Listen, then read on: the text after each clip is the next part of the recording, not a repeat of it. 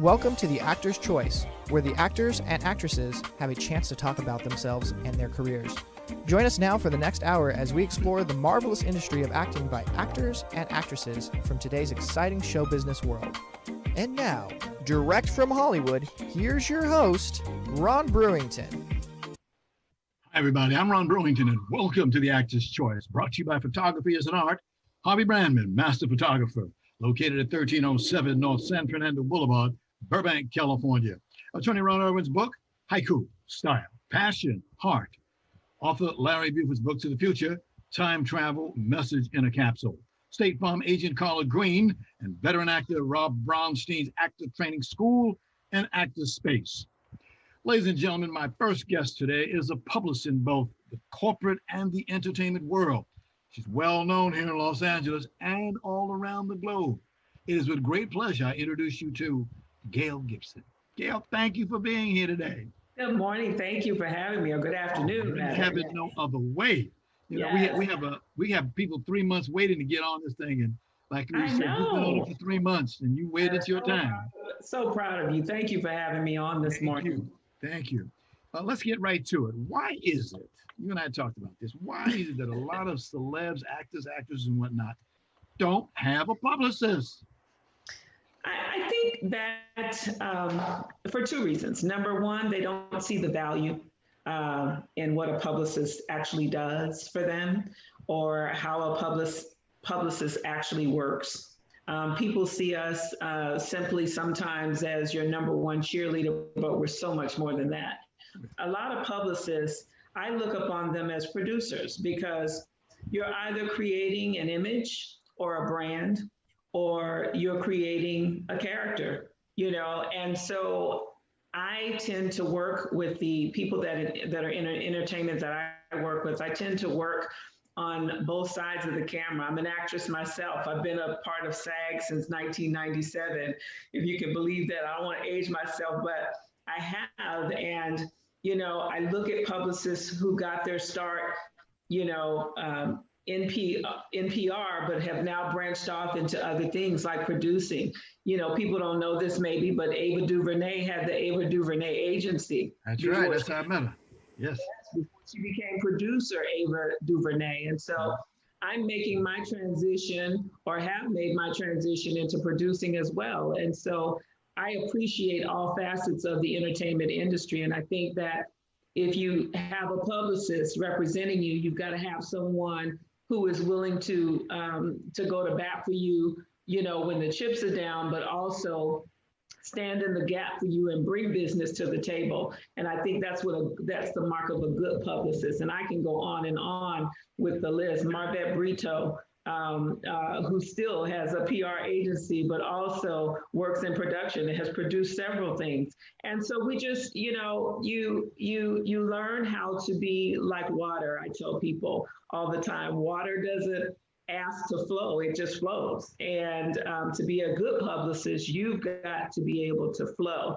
I've often been referred to, you know, as the, you know, what Kerry Washington's character was to the entertainment industry. And it is because of a knack for not being reactive, but being proactive. Money is also another problem that people bring up. Bring up money, yes, because they don't value the service. They don't value, if you're not bringing something to the table, then what are you doing? We're more than just writers of press releases, or, you know, getting you exposure on the red carpet. It was so funny because I had this experience recently where, you know, because I'm also president of MIMPA, the Multicultural International Motion Picture Association. And, you know, our goal at MIMPA is to look at diversity and inclusion on all levels, especially with regards to women in the entertainment industry. And I had the opportunity to attend several award shows. You know, you can see me on red carpets all over the place, and people say, well, how are you on so many red carpets? Because I'm either on the red carpet representing MIMPA, or I'm on the red carpet representing a client. Either way, I'm on the red carpet. I'm on the red carpet. And so you have to be able to juggle and distinguish between the two. And I think that I found a niche in being able to do that. You have over 30 years of marketing, advertising, public relations, and entertainment experience to your credit, madam. Yes. Definitely. Yes. Definitely. What made you get into this business? Been in this game a long time. My mentor was Sam Chisholm, the great Sam Chisholm, Samuel J. Chisholm. He'll get mad at me if I don't say that right, of the Chisholm Mingo Group back in the day. And, you know, back in the day, there were only 3 or 4 major African-American advertising agencies. You had, you know, Byron Lewis, you had Tom Burrell, and you had Sam Chisholm. Right. Or Frank Mingo before Sam Chisholm, but then Sam Chisholm took over the Mingo Group and made it the Chisholm Mingo Group. And he was my mentor in advertising and marketing, and he taught me so much about public relations, about marketing, about reaching not only our people, but reaching the globe with a message and how to brand, and to never allow anyone to make you uncomfortable or make you sweat. You know, and we tend to be reactive just in our general response to things. People tend to be just reactive. And he taught me not to react, you know, to be proactive, to if something isn't broke, let's break it and see how we can do it better. And I think we do that better than anybody in this industry. Yes. I remember Pat Tobin. I remember Ross Stevenson. These are people that I used to work with. Pat Tobin was also one of my mentors. Worked with Pat Tobin a few times. As a matter of fact, when I was president of BlackChristianMovies.com, I utilized Pat Tobin as the publicist on a movie called Color of the Cross, produced by Jean-Claude Lamar. And Pat, God rest her soul, was a networker. She knew how to connect people, and she wasn't intimidated. Some people are insecure in their positions in Hollywood. I've found they wear these titles well, but they feel like if you make it, then that's going to somehow take away from their light. And I don't feel that way. I feel if I can network or connect people that can make a deal happen or make something happen, then everybody wins. And I believe in this. This has carried me throughout my career, that if you do good unto people, good will always come back to you. It will find you. You know, I tell people all the time, I'm a money magnet, honey. I never have to look for money. Okay. And I don't work for money, because if you do, people can dangle that as a carrot before you.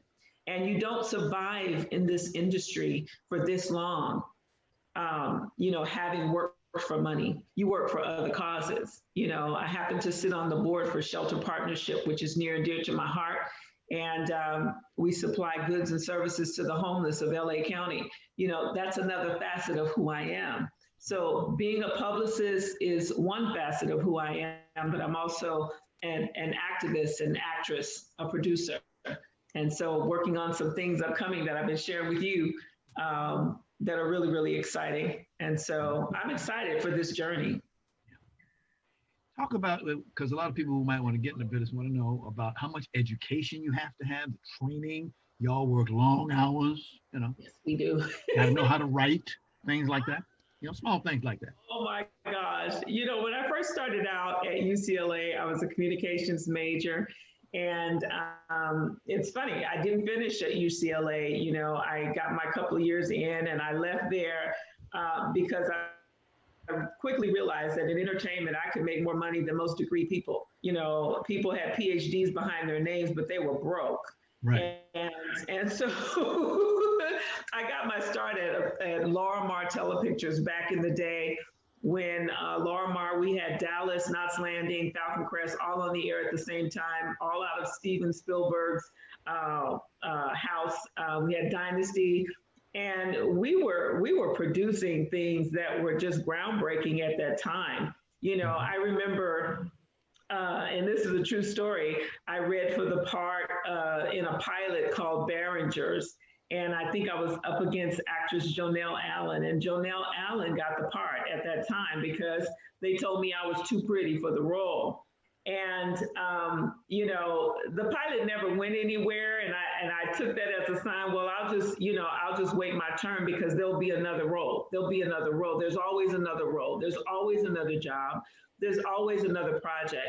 And so, you just wait your turn, continue to get the education that you need in order to keep your craft and hone your craft. I truly believe in taking classes, and whether it be in acting, or whether it be in writing or producing or directing, people of color are still very, very well underrepresented behind the camera, as well as in front of the camera. I'm speaking today because, we just lost Chadwick Boseman. And, he had such purpose in the short amount of time that he was here, but he was on purpose. And I believe that if you're going to be in this business, you need to be on purpose. Exactly. Being Black and being a female, does that help you or hurt you? Oh, wow. It can help and hurt.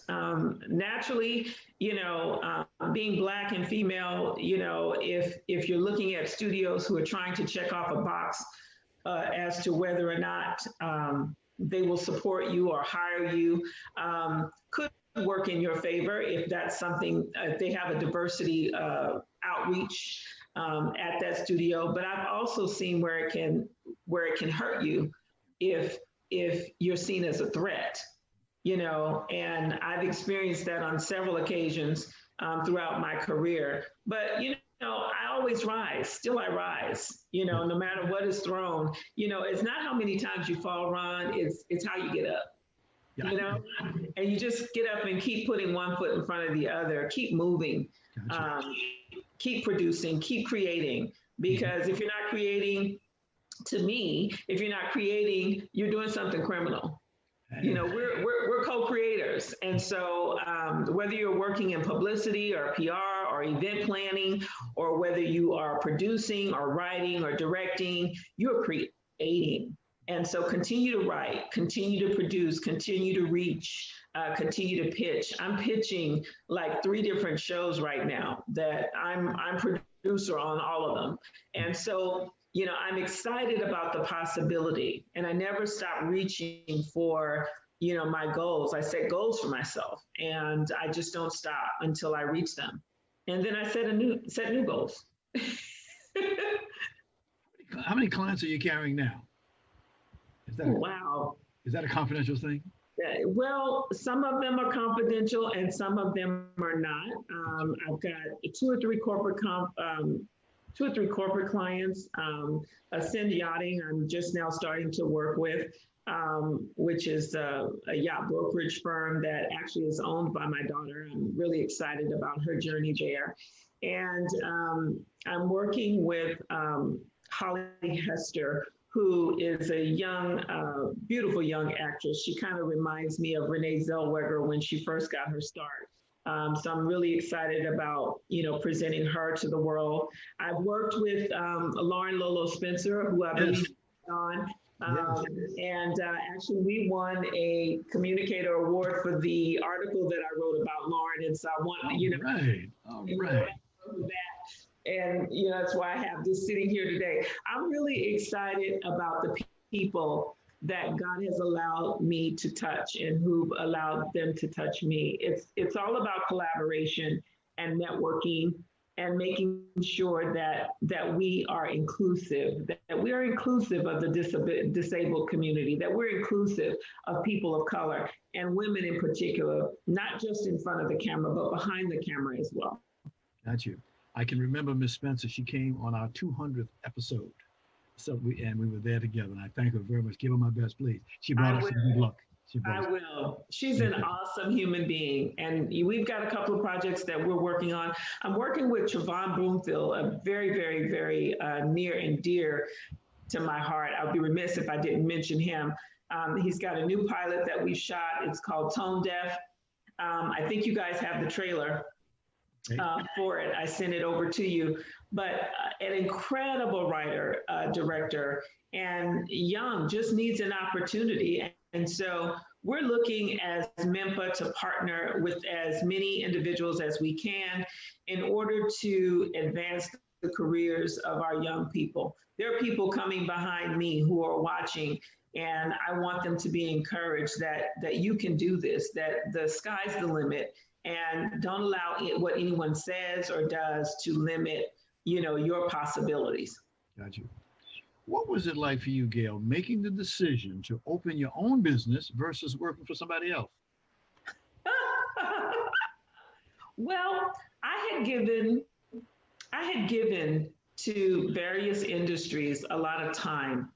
And I just one day figured that if I could donate 40, 60, 70 hours a week to make someone else very, very wealthy, that I could do the very same thing for myself. Of course, when you're working for yourself, you never stop working because we don't get a day off. We don't get a day off, and there's a constant, idea of reinventing yourself. My dad used to say, you need 5 jobs. You need at least 5 different streams of income. And so I've never limited myself in what I could do. Nobody told Oprah that she could not become a producer, a writer, a talk show host, an actress, a radio show host, philanthropist, humanitarian. She just does it. And she's like water. I think she's my biggest example of what water does. It just flows. And so I've got a new podcast coming out that's launching on September 18th. It's called Bargains in the BH. It's all about where to get the good stuff, in Beverly Hills and everywhere that we find a bargain. I see a lot of young people spending a lot of money on, designer brands that don't do anything for our community. So what I want to show them is you can find what you want in this life if you're willing to wait for it, because it all goes on sale. It really does. And you can find it at a substantial discount and take the rest of that money that you would have spent invested in the stock market. How about that? How about that? Okay. Recently, you announced the launching of the Multicultural International Motion Picture Association, or MMPA as it's known. Can you tell us about that effort, please? My predecessor, Jarvie Hutchison. Can you look at 1 second, Tony, would you put up number 17, please? It's a picture of Jarvie. Oh, I'm sorry. My predecessor, Jarvie Hutchison, actually started the MMPA. I came along after his untimely death and changed the name to the MIMPA, which is the Multicultural International Motion Picture Association. We have our annual Lady in Red Diamond Rose Awards every February around Valentine's Day, and it is recognizing women in the entertainment industry and fashion industry who have made a difference in their various communities. And I'm very, very proud to say that, even in this COVID environment, we will go on with Lady in Red this coming February. We don't have a date yet, but we will be announcing it soon. And it will be a virtual event. So we're excited about that. What about the Diversity Awards, which are supposed to happen in the fall?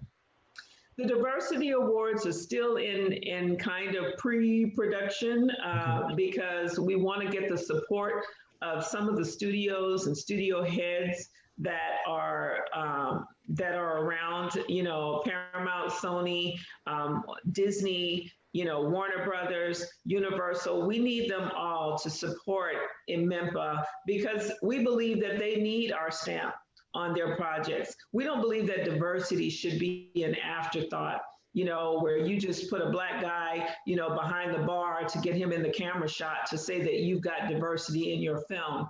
We need diversity to be a part of the equation from the jump. When the scripts are being written, write it for a person who is disabled. Write it for a person of color. Could this be an Asian American? Could this be an African American female who's disabled? Could this be a gay person? Could this character actually be someone of other descent other than what we have been taught to believe or trained to believe is the status quo?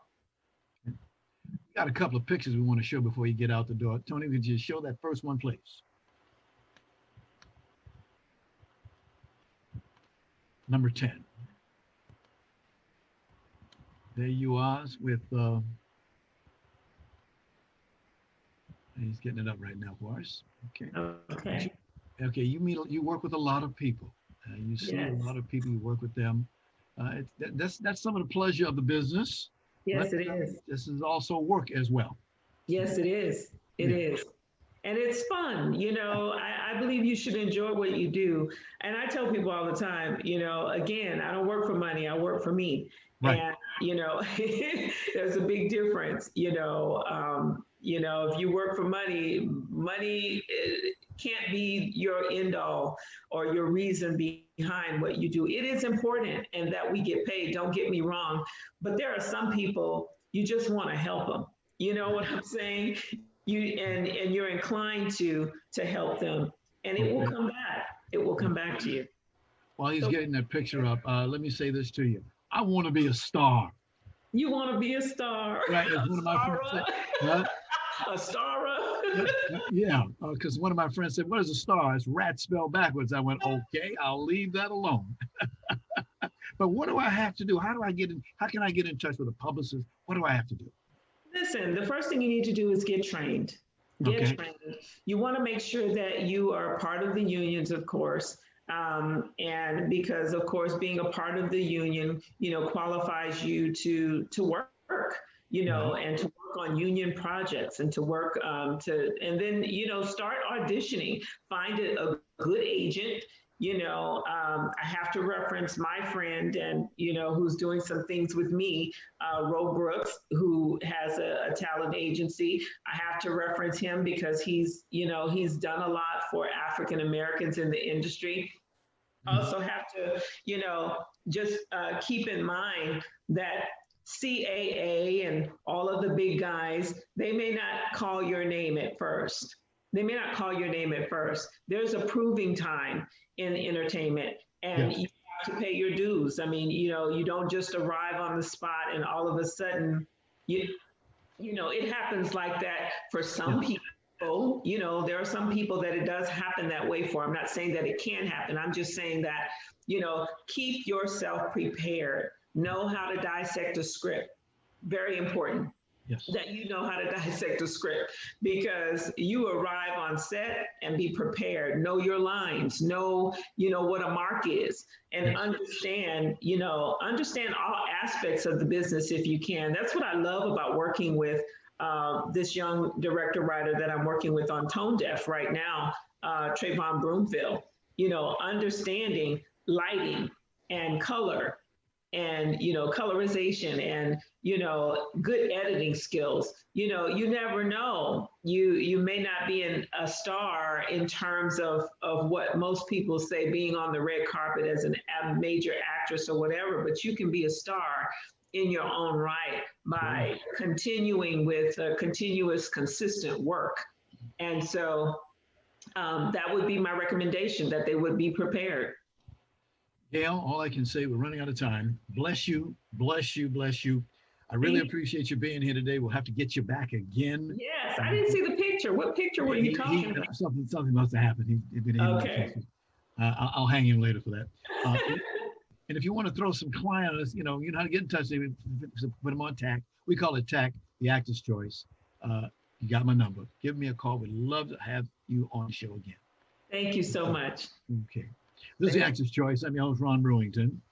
And we're saying the studio, Harvey Brandman, Photography is an Art, is proud to offer you a $100 discount off any photo package valued at $300 or more. Now, Harvey has been in the business for nearly a quarter of a century, and he certainly knows how to take care of his customers. So please give him a call today at 818-954-9294. That's 818-954-9294. He'll be glad you did. And by the way, please tell Harvey that you heard about his offer right here on the Actor's Choice. Haiku, style, passion, heart. Let's see, I got no comment here. Thank you, Gail. Appreciate having you today. Okay. Let me see. The book is inspired by the author's first exposure to haiku well over a half century ago. This experience proved to him with deep passion to experience what's going on in Asia, which he later did as a U.S. Marine. The book is available in paperback at lulu.com. And Erwin says he'll give you a 20% of net book sales split evenly between the veterans of foreign wars and the Vietnam veterans of America. Okay. Book to the Future, Time Travel, Message in a Capsule. It's a new book by author Larry Buford. It's a historical and faith-based account of how what we do and follow today will affect us tomorrow. The author also calls it an adventure for those who want to travel back through time. The book is now available in paperback for only $17.95 from Amazon, so please get your copy today. And now, a word from State Farm agent Carla Green. Roll it.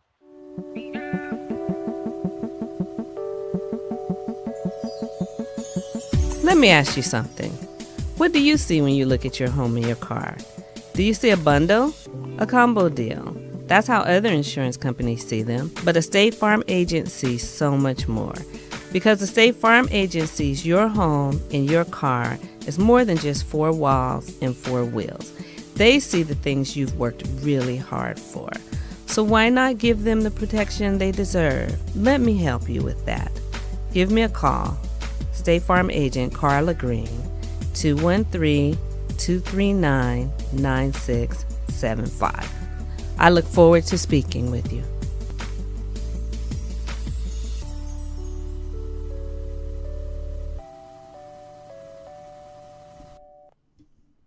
Okay, Ron. Thanks, Carla. Like a good neighbor, State Farm is there. For more information, call 213-239-9675. That's 213-239-9675. Attention all actors. Actors Space and Actor Space provides classes and private coaching by veteran actor Rob Brownstein. And Actor Space has Thursday night classes for working actors and Tuesday night foundation and technique classes for early career actors. Now, the idea here is to build on each actor's strength of who you are to help refine and reimagine your acting and your career. For more information, contact class at robbrownstein.com. That's Rob at class at robbrownstein.com, or give him a call at 323-646-1268. That's 323-646-1268. Thank you.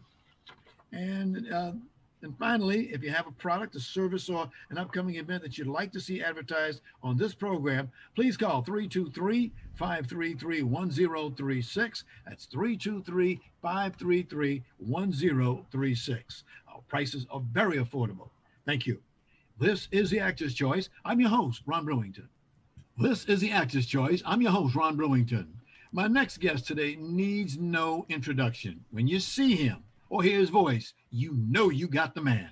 Let's put it this way. He has 247 IMDb actor credits, and he's had at least 2 jobs a year in the business since his first role in 1976. Ladies and gentlemen, I give you veteran actor Ernie Hudson. Ernie, welcome to The Actor's Choice. Well, thank you so much. It's great to be able to spend time with you and have a conversation. So I'm excited about it, looking forward to it. And hopefully my wife will stop banging dishes around and we'll be able to hear all right. All is well. 247 actor credits. That showed him in a whole bunch of auditions, didn't it? A lot of auditions, a lot of dreaming and hoping, and a little bit of crying in there, and a lot of celebrations. But Gotcha. Yeah, a lot of light. Gotcha. You grew up in Benton Harbor, Michigan, where you wrote short stories, poems, and songs, always thinking that your words might one day come to life on the stage. Was that dream ever realized, sir? Well, it was to a certain extent. You know, I'm a storyteller. And in those days, I thought the best way to tell stories was through the writing. Through the process of getting educated, sort of lost that desire and started focusing more on finding characters and telling their stories, turning more toward the acting. Always talked about going back to the acting, but, you know, going back to the writing. But that is so far really not materialized. I mean, I wrote plays in the early days, and yeah. So to a certain extent, you know, I mean, it is what it is, and I have to look at my career as, you know, it's unlike anyone else's that I know. I guess every case is different, and yeah. So I guess I was meant to be an actor. Or meant to make a living as an actor, I should say. I read one of your quotes. This is a little trivia. It said, "Being an actor never occurred to me. He said, there was a time that no one even remotely connected to the industry where I was from. It wasn't until I got to college that I realized just how much I enjoyed that. Unquote. Yeah. You know, when you grow up, you know, poor, you know, in certain circumstances, like a lot of us, you know, the projects, you know, family, you know, pulled together, you know, not quite the ideal, you know, family situation. There's certain things that it just seems so far, so distant. I remember I would look at the Jet magazine or Ebony magazine. You'd see Sammy Davis Jr. or Sidney Poitier, somebody, Yes. but they could have been on another planet. You know, it just had nothing to do with my world. So it was hard to make that dream. Yeah. But I think it's one of the things I love about the possibility of going to college or getting away or getting with people who are also striving. It opens you up to considering other possibilities. And it was in college that I found that this was an area that I loved, and I was willing to commit to it without necessarily, you know, asking as much from. What I mean by that is sometimes we get into something and we do it because we think it's going to pay us so much money, or there's a reason why I'm having to do it other than just the love. And when I found theater, it was just about the love. Got you. You served a short stint in the United States Marine Corps. Yeah. Thank you, sir. Yeah, well, thank you. You know, I say that, or people tell me that, remind me of that, and it's true. I volunteered for the Marine Corps in 1964, right out of high school, eager to go. When I got there, a different reality set in, that I'd committed 4 years of my life to the military, which I was pretty good about. I mean, accepting, except nobody told me about the war in Vietnam that was sort of raging. At that point in 1964, nobody talked about the war. But I had pre-existing asthma that would get pretty bad. And while in basic training, my asthma reared up. And so eventually I was discharged. And that's, you know, how that went. But I certainly was looking forward to serving, but that wasn't meant to be. Got you. Again, thank you for your service, sir. Thank you. After which you went to Detroit and became the resident playwright at Concept East, the oldest Black theater in America. Yeah, Concept East. That's the wonderful thing about those days, and I'm not quite sure how it is now. You know, there were, in most Black communities, there were, because we were not welcome in outside of those communities, we had our own, you know, we had our own little theaters, our own little nightclubs, but there were places where you could train. And so Detroit had about 4 theater, well, it had a lot of theaters, yes, but there were places where you could actually get on stage and you can, and it gave me a chance to write, give me a chance to, at Concept East Theater, it was community theater. So if somebody didn't show up, you might be doing anything. But the acting was always fun, whereas the writing was the work that I took really serious. And directing was something I did just because I felt I had to do it. But the acting it didn't require anything of me other than to just enjoy it. So I think that's why I ended up acting. But it was a great time to be in Detroit, yes, because, like I said, there was a sense of community, that changed. I went to Detroit in 1966.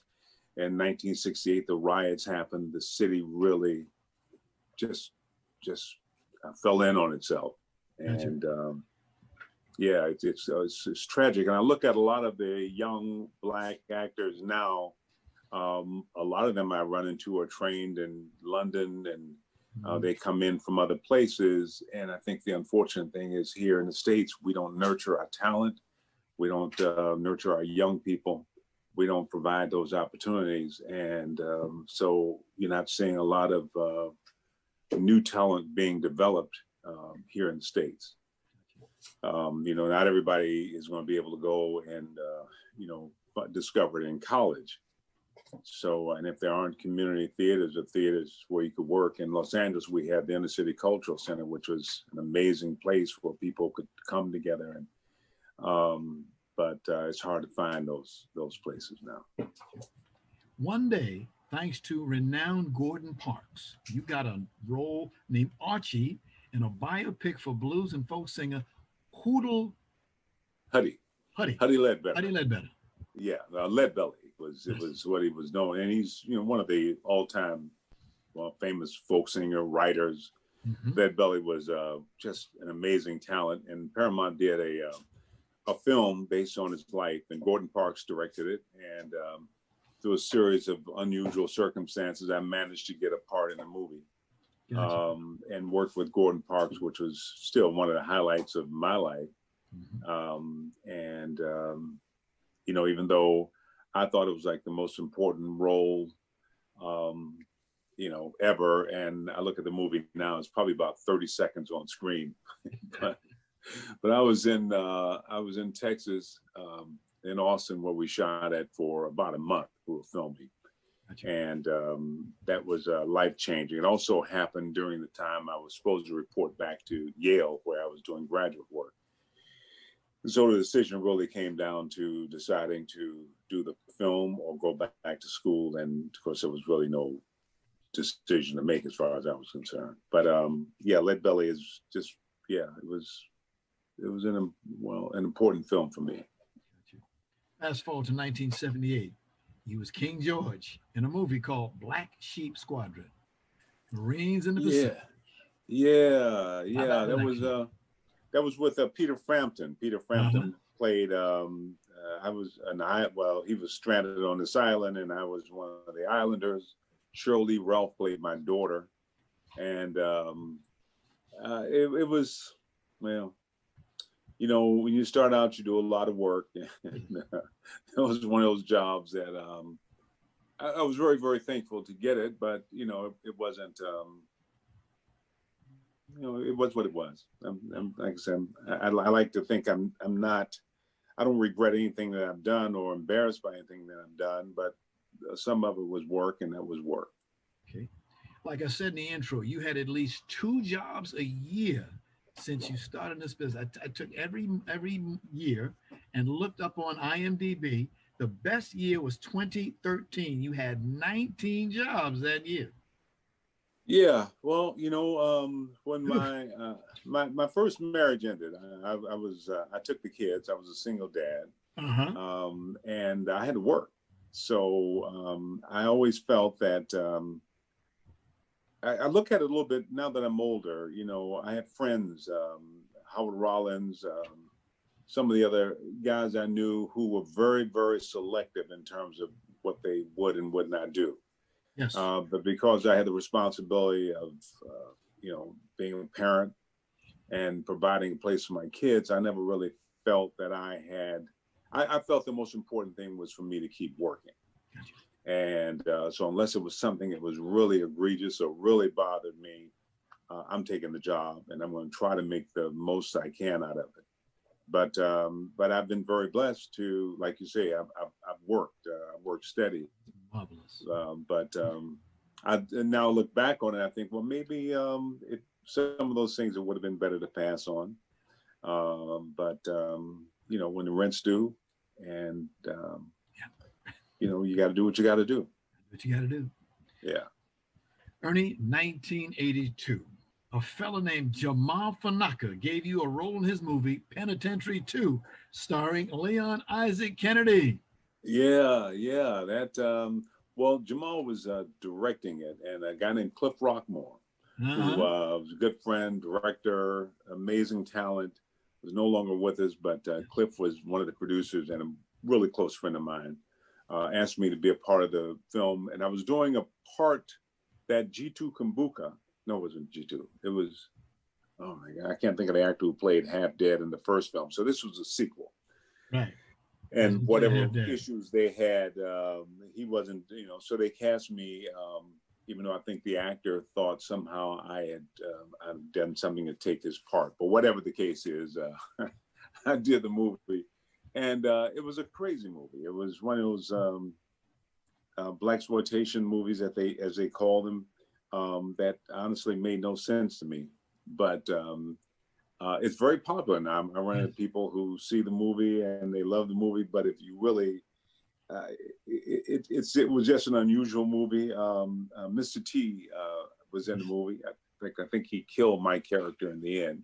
Yes, But it was just one of those kind of goofy, fun movies, and but a little crazy. And I look at it now, and but like I said, it found an audience, and people loved it, you know. So okay. We got a clip. Roll it, Tony. Words. You do exactly what I say.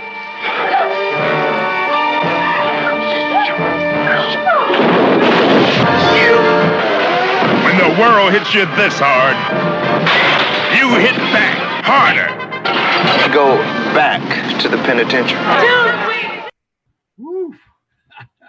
You had a great role in there. yeah, it was different. It was different. Yes.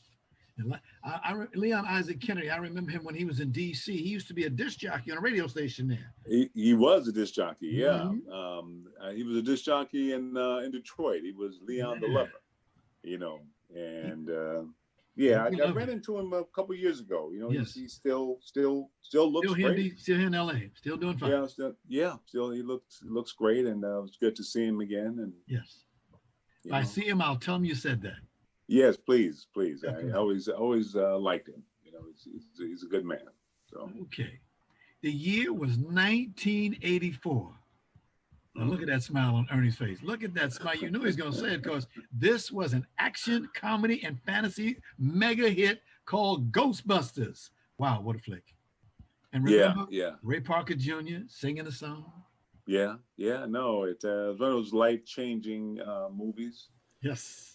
And, I feel blessed to be a part of that. And it's still, an important film. And probably of all the movies I've done, it's the one that has had certainly the most attention, the widest audience, impacted my life in a bigger way. It didn't overnight change things in terms of suddenly I'm a star or suddenly, the doors opened up, but it has been consistent, and over 35 years, the fans still appreciate and love the movie. So that's important. It was a real learning experience for me because I came to the movie without bringing a lot in terms of what studios want. In other words, Bill Murray, Dan Aykroyd, Harold Ramis, they were already established stars. So the studios danced around them. I was just a young actor from Benton Harbor looking for a job and trying to get in the best way that I could. And I think, and not having representation who could fight for me. So it was a challenge, but it was a mixture of a lot of things. It was a blessing and so much fun in so many ways, but it's also a real eye-opening in terms of how Hollywood works. So who you going to call? Who you gonna call? 2009, the studio put the video game called Ghostbusters. It was released June the 16th, 2009, and they gathered a bunch of members of the cast, including you, and they put together this. And then what's that name? Winston Zeddemore. Winston Zeddemore, yeah. Yeah, that. Yeah. Roll it, Tony. Ghostbusters, what do you want? My character it feels like, as we record the dialogue, that my character has a lot of instructions. Because Egon is the logical, systematic one. I didn't realize I had so many memorable lines until 25 years later, somebody will go, "That's a big Twinkie." That's a big Twinkie. Bill Murray's character, Vank. Excellent. I'll send you a copy of the show. You'll be able to hear all that good stuff. No problem. 2018, you became L.C. Duncan for 9 episodes of the TV series The Family Business. Yeah. Remember that? Yeah. Oh, remember. Yeah, we're still doing it. I mean, Yes. Carl Weber, wonderful writer, best-selling author. I think he had 7 or 8 books about this family. he's really prolific, and he wanted it to, I think, be a series. We first did it as a movie, and then the movie never got released, but they were able to work a deal with BET and and cut it up and make I don't know how many episodes. And so then we got picked up for a second season, and now we're in the middle of that until the pandemic happened and everything got shut down. But I love the character. I love the idea of family.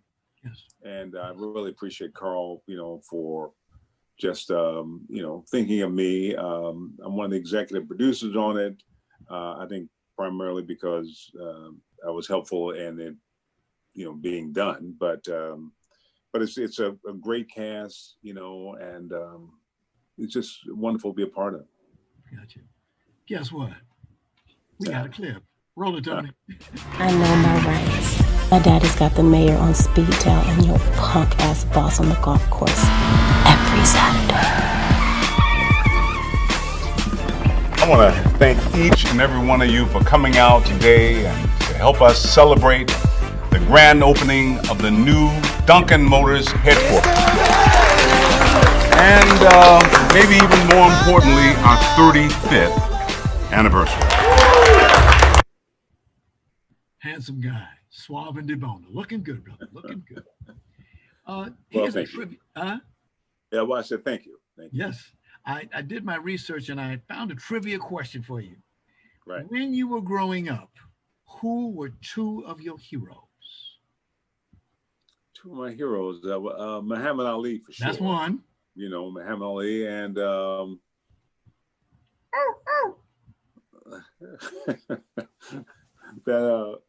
was a clue.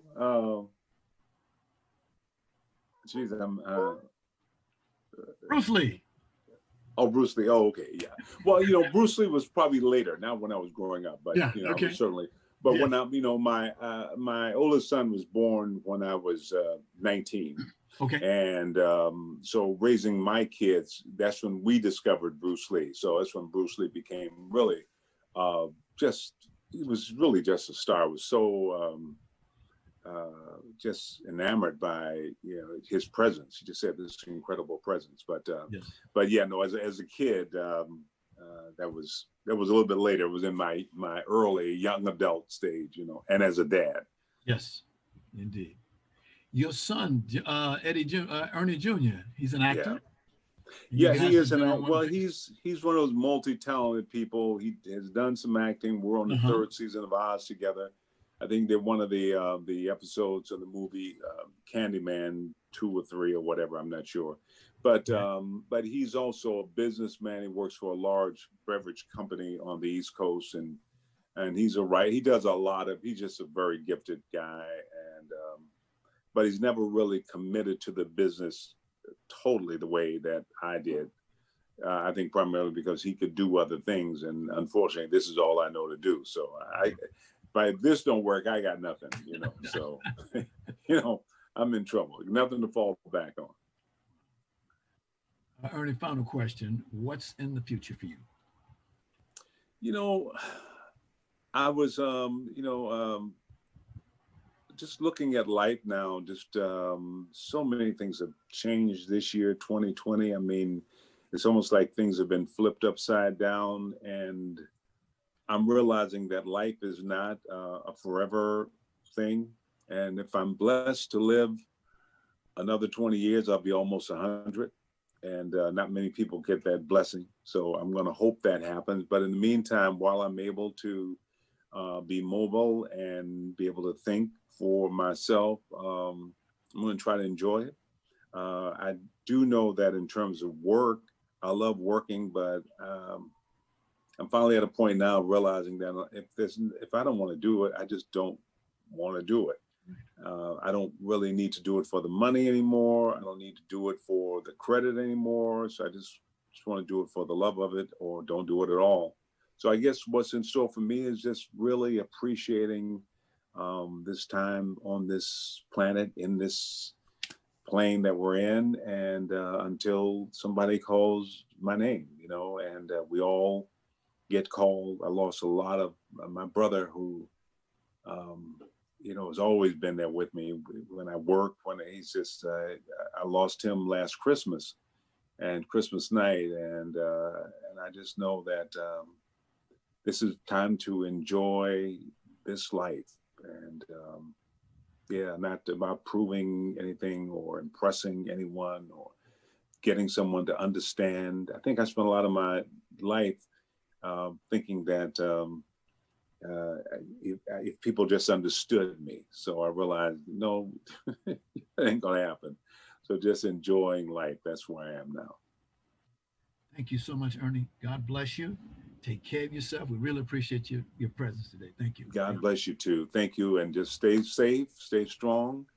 And as we say in Ghostbusters, keep on busting. I got to tell you this. I was in the U.S. Navy. Oh. Thank you. I have a feeling you were there longer than I was in the Marines, but a day or two.